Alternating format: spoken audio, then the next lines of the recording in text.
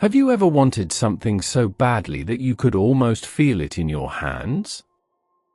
You made the plan. You mapped out the steps. You imagined the moment of success, the new life, the confidence, the freedom. In your mind, everything was clear. And then, when it was time to take the first step, you froze. A quiet voice appeared. Maybe you're not ready. What if you fail? What will people think? Wait a little longer. So you waited. If this has ever happened to you, understand something important. This is not weakness. It is human nature. We live in a time where physical danger is rare, but psychological fear is everywhere. We are not being chased by wild animals. Yet we are constantly running from rejection, embarrassment, uncertainty, and failure. The modern battlefield is internal. Centuries ago, one man studied this internal battle with the same seriousness others studied war. His name was Miyamoto Musashi. He is remembered as one of the greatest swordsmen in Japanese history, said to have fought more than 60 duels without defeat. But his greatest victory was not over opponents. It was over himself. Shortly before his death, he wrote 21 short principles that would later be known as Dokkōdō, the way of walking alone. These rules were not about combat. They were about mastering the mind. And at the center of them all was one theme: fear. Before we go deeper, we need to ask a simple question. What is fear? Modern neuroscience explains fear as a survival mechanism. When the brain detects danger, it activates the body's alarm system. Heart rate increases. Muscles tense. Attention sharpens. This system helped our ancestors survive predators and harsh environments. The problem is this: your brain does not clearly distinguish between a physical threat and a social one. Giving a presentation can trigger the same stress response as facing a wild animal. Starting a business can feel like stepping off a cliff. Approaching someone you admire can feel like life or death. Logically, you know these situations won't destroy you. But your nervous system reacts as if they might. Musashi understood this long before modern science put it into words. His first principle teaches something deceptively simple: do not go against the way of humanity. In other words, stop fighting your human nature. Fear is not a flaw. It is part of being human. Trying to eliminate it completely is like trying to remove your shadow. The real question is not whether you feel fear. The real question is how you respond to it. His second principle challenges everything modern culture teaches about comfort: do not seek pleasure for its own sake. Today, comfort is treated as the ultimate goal. We optimize everything for convenience.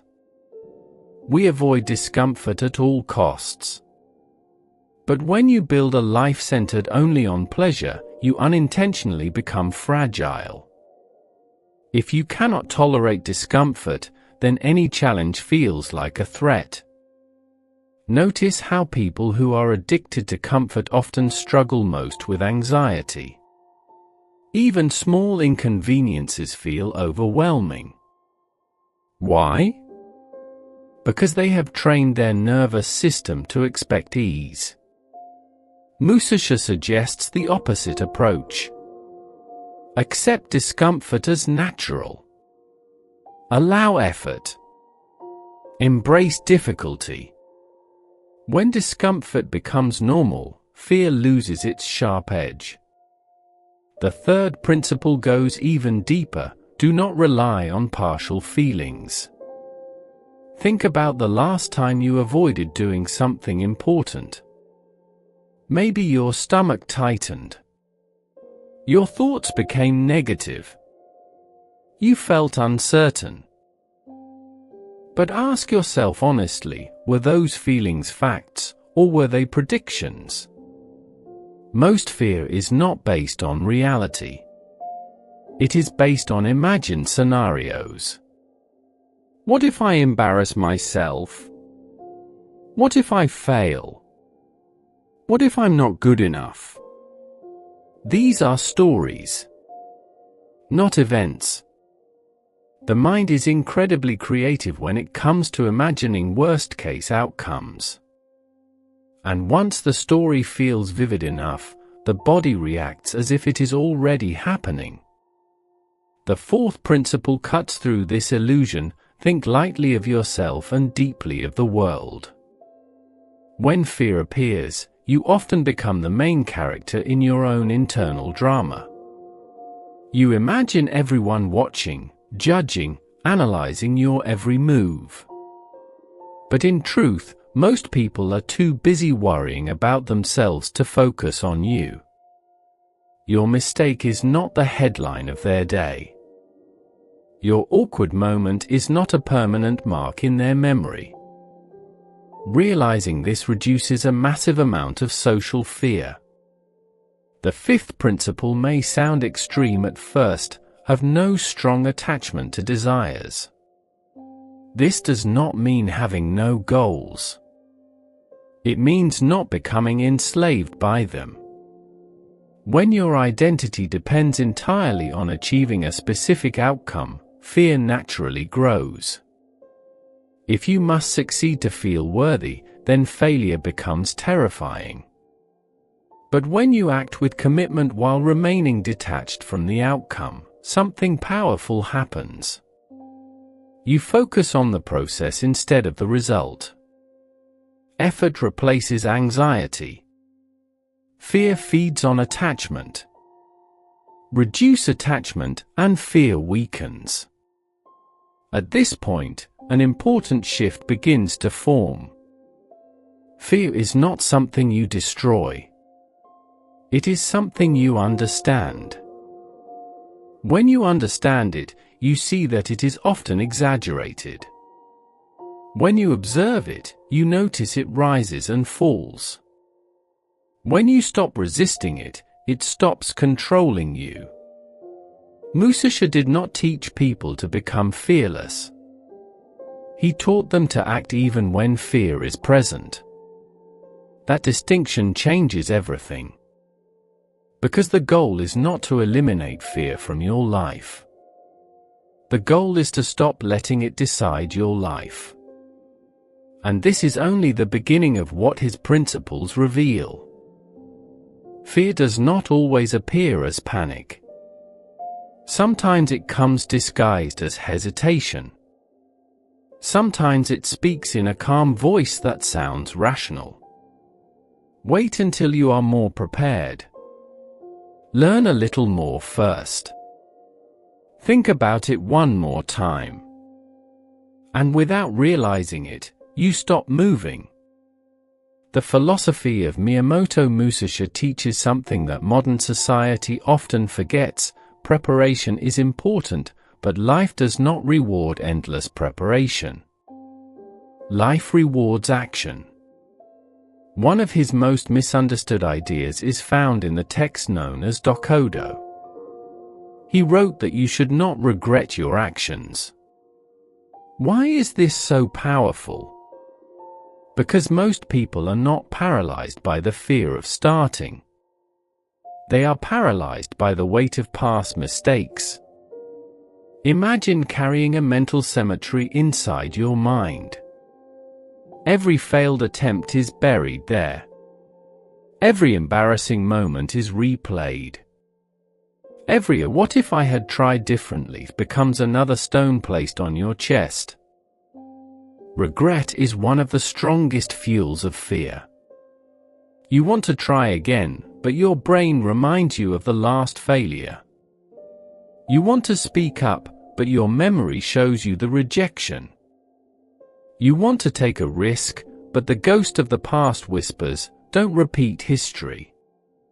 Musashi's solution is brutally simple. Make decisions based on the information you have now. Act with full commitment. Accept the outcome without emotional self-destruction. Learn. Then move forward. No psychological chains. The seventh principle expands this freedom by addressing another hidden form of fear: comparison. Never envy others. Envy is not admiration. Envy is fear wearing a mask. When you feel jealousy, what is actually happening? You are comparing your real life with someone else's edited story. Social media has amplified this distortion. People present the best version of themselves. Their victories. Their happiness. Their success. You do not see their loneliness. You do not see their struggles. You do not see the failures behind the highlight reel. Comparing your reality to someone else's performance is like comparing a behind-the-scenes scene with a cinematic masterpiece. It creates insecurity. The eighth principle challenges emotional dependency: do not fear separation. This does not mean becoming cold or disconnected. It means understanding that everything in life is temporary. Relationships change. Circumstances change. Even personal identity evolves over time. People who are terrified of abandonment often unconsciously create the behavior they fear. They become overly controlling. They become anxious. They push others away through desperation. Musashi teaches acceptance of impermanence. When you accept that nothing is permanent, your mind stops living in constant protection mode. Modern science actually supports this philosophy. Research in neuroscience shows that chronic resentment keeps the nervous system in a state of continuous alertness. It is like living with an alarm that never turns off. The brain interprets unresolved anger and bitterness as ongoing danger. Letting go is not weakness. It is biological and psychological relief. The 9th through 12th principles begin to attack deeper layers of fear. Do not harbor resentment toward others or yourself. Do not allow emotions like lust or excessive emotional dependency to dominate your decisions. Have flexibility in preference. Rigid expectations create anxiety because reality rarely follows exact scripts. If you believe life must unfold in one specific way, every deviation becomes a threat. Mental flexibility is the natural enemy of anxiety. Another revolutionary idea appears in the 12th principle: do not tie your security to possessions. When security depends on external objects, the fear of losing them grows. Material accumulation can paradoxically create mental imprisonment. People often believe that more possessions equal more safety. But psychological studies over decades have shown that excessive focus on material success often correlates with higher anxiety levels. Why? Because the more you have, the more you must protect. And the more you must protect, the more your mind lives in fear. Musashi's philosophy is not about poverty or rejection of wealth. It is about freedom. Own things, but do not let things own you. This is the hidden mathematics of fear. The fewer psychological chains you carry, the fewer weapons fear has against you. And the path continues deeper into the essence of living without being ruled by invisible anxiety. Because Musashi believed that courage is not the absence of fear. Courage is the decision to move even when fear is standing beside you. And this understanding prepares us for the next transformation hidden inside his remaining principles. The greatest fear is not failure. The greatest fear is living a life that feels empty while you are still alive. As the philosophy of Miyamoto Musashi reaches its final principles, the message becomes sharper, almost paradoxical. The last section of the teachings found in Dokkōdō focuses not on survival, but on freedom from mental chains. One of the most revolutionary ideas is this: do not live according to ancient customs simply because they are traditions. Society often builds invisible scripts for how life should unfold. Study a certain profession. Follow a specific social timeline. Enter relationships by a certain age. Measure success using external approval. Many people are not afraid of failure itself. They are afraid of disappointing expectations they never personally created. Musashi challenges this social fear directly. Do not become a prisoner of inherited pressure. Your life is not a museum preserving other people's outdated standards. The world changes. Technology changes. Human needs change. Blind obedience to tradition can sometimes become psychological inertia disguised as wisdom. The 17th principle addresses another modern illusion: over-preparation as a form of fear. Do not accumulate knowledge, skills, or tools beyond practical usefulness. In modern life, people sometimes use learning as a shield against action. They take course after course. Read book after book. Collect certifications. But never start the real project. Why does this happen? Because learning feels safe. Action feels uncertain. One career researcher observed that some individuals treat education as emotional protection rather than a path to execution. They believe that more preparation will eventually remove fear. But fear is not removed by infinite information. Fear is reduced by experience.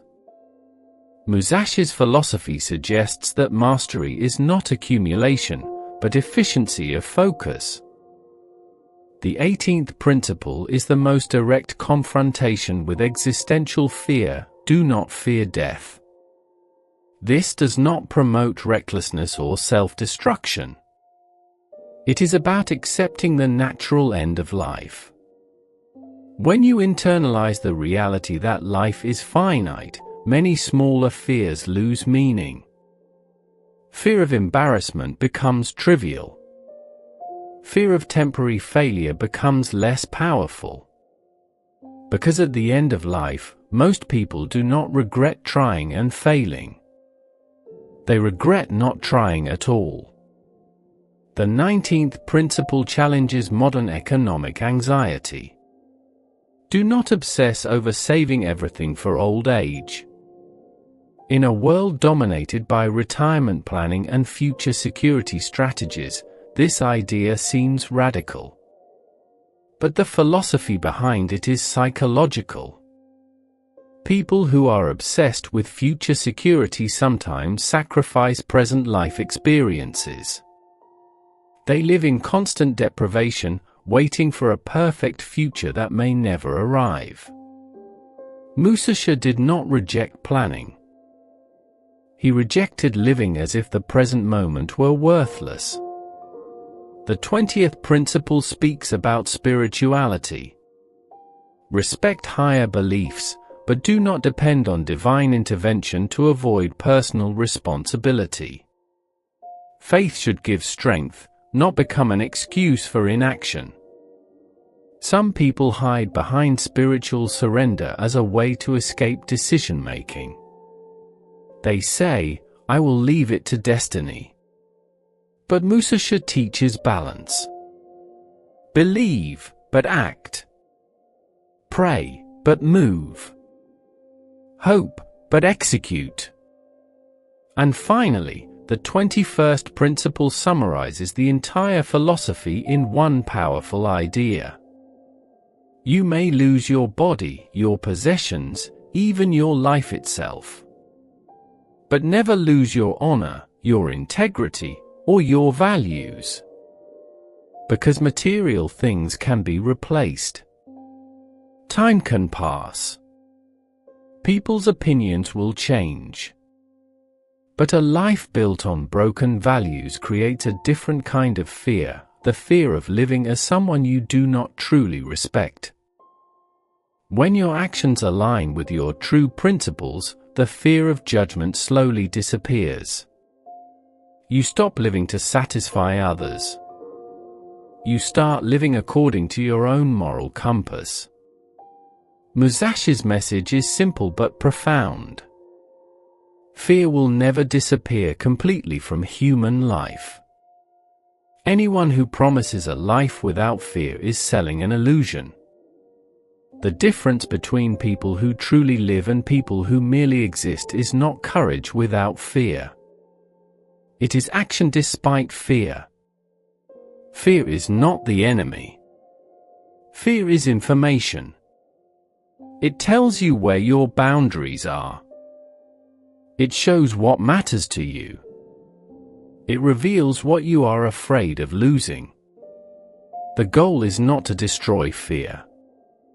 The goal is to master your response to it. Musashi lived not as a man who was never afraid, but as a man who learned to walk with fear without allowing it to control his path. And the question now belongs to you. Will you continue to let fear write the story of your life? Or will you begin walking your own path, even if fear walks beside you? The choice is yours.